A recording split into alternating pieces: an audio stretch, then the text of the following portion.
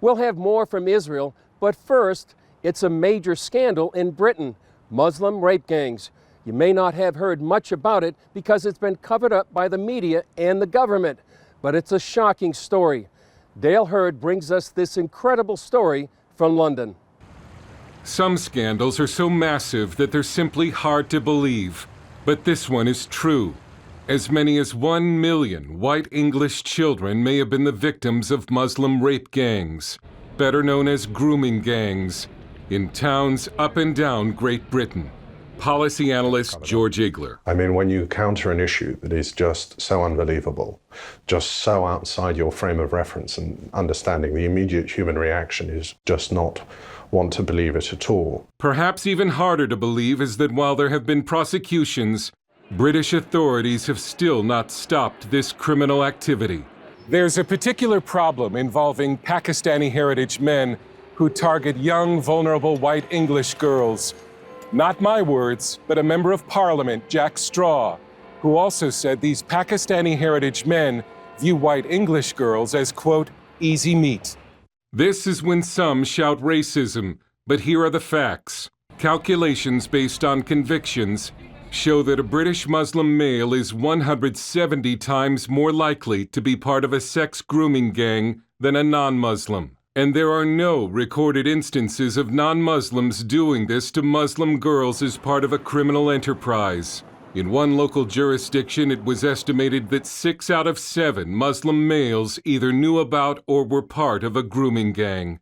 What you do not have is any example of non-Muslim men targeting Muslim girls for this organized form of abuse. So the argument that this crime exists everywhere is not only false, but is being deliberately cultivated by the media and by the government inquiry that is kicking the can down the road. The grooming gangs have been traced back as far as the late 1980s.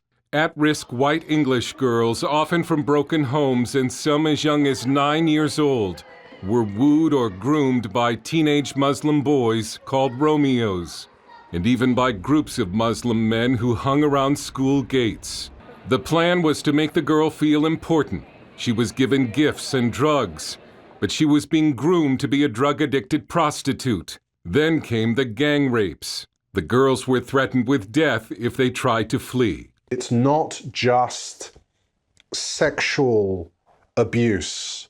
It is unspeakable levels of violence. Victims being raped with knives, victims being raped with bottles, victims having their tongue nailed to tables. These are sometimes girls who are being picked up from children's homes on a Friday, are being raped during the course of the weekend by hundreds of men, and then returned with bleeding groins back to the children's homes on a Monday morning, and they don't do anything about it at all. Christine's goddaughter was preyed on by the grooming gangs and is helping girls through the group Women Against Grooming.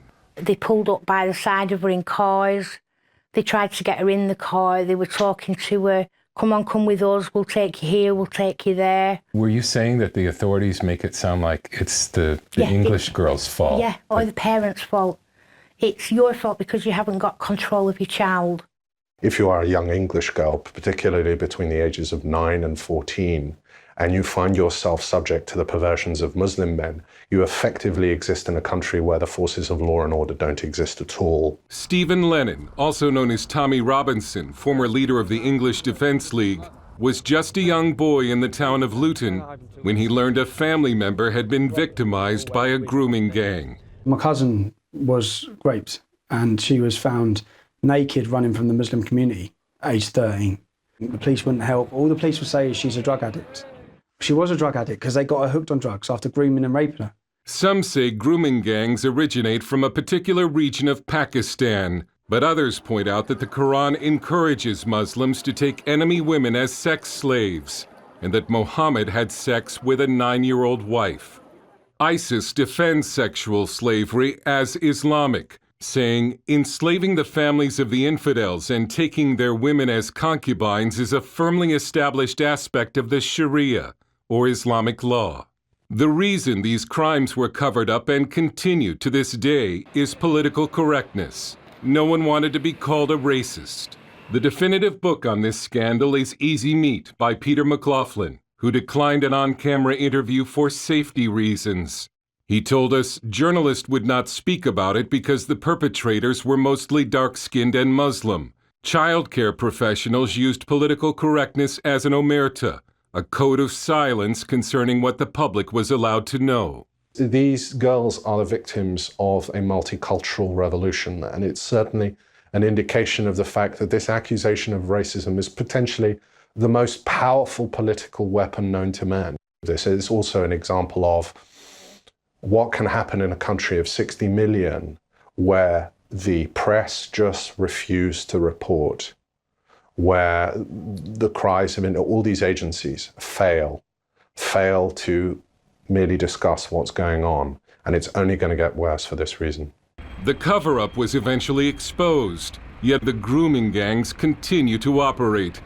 One victim told a British newspaper, "Nothing has changed, not in the slightest. It's still the same scale as before." They get sexual kicks out of ruining the most precious possession that those people have, their daughters. Stephen Lennon warned that there will be repercussions. But there will be a lot of blood spilled in this country, and it'll be on the hands of our leaders. And there'll come a time when they'll realise what they've done. And the country's people will realise what they've done as well. They've sold us out, they've destroyed our nation, they've destroyed our culture.